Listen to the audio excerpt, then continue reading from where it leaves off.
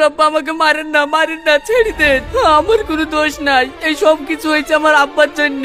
আব্বা তুমি তার আব্বার 10 বিঘে জমি আছে, আবার একখান বড় পুকুর, বিতে কিছু দিল না তো কি হলো? ভবিষ্যতে সব সম্পত্তি আমিই তো পাবো। क्या बात है सर। তুমি ডাক্তার মানুষ, খরচ করতে পারবে না মানে? আরে আমি ফুল ডাক্তার না, আমি হাফ ডাক্তার। তার সমাজের নিয়ম অনুযায়ী তোমাদের দুই পক্ষে কি 10-20 লক্ষ টাকা জরিমানা করা হলো।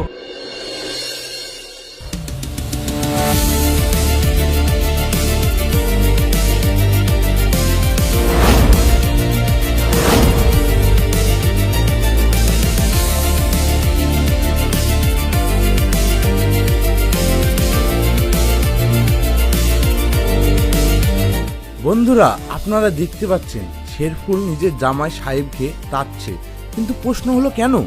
আর এই প্রশ্নের উত্তর জানতে হলে আপনাদের কিছুদিন পিছনে যেতে হবে।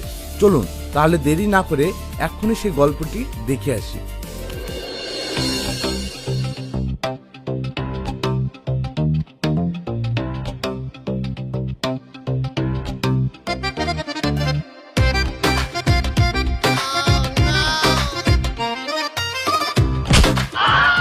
ওগো তুমি আমাকে মারলা কেন?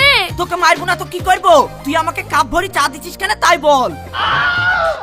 কাপ ভর্তি করে দিব কেন? আমি তো দাগ লেভেলে দিচ্ছি। তুমি কাপটা কাট করে ধরেছো বলে তোমার বেশি দাম মনে হয়েছে। সোজা করে ধরো তাহলে তো বুঝতে পারবা। अरे कहना क्या चाहते हो। ও তাই তো, আমারই ভুল হয়েছে। ঠিক আছে তুই এখন এখান থেকে যা। মিনসি আগে দেখবে না, করে দেখবে না, শুধু আমাকে ধরে ধরে মারবে। কাল থেকে তোমার লাগি আমি আর চাই বানাবো না।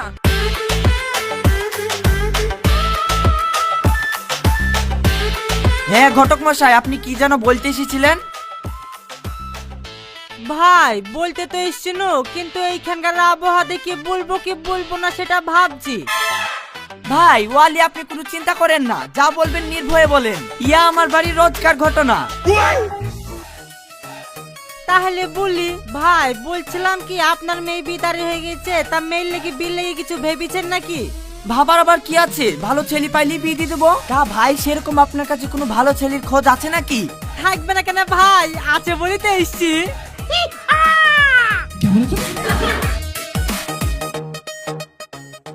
শুনেন ভাই, ছেলে ইঞ্জিনিয়ার, মাসে 80,000 টাকা করে বেতন পাই। আপনি বললে ওই ছেলের সাথে আপনার মেয়ের বিটা ঠিক করে দিব। হে ভাই আপনি তাই করেন। তা ছেলের কোনো দাবি দাবা আছে নাকি? দাবি দাবা বলতে ছেলের সবকিছুই আছে, বিতে আপনাকে কিছুই দিতে হবে না। इतनी खुशी ওই 1,10,000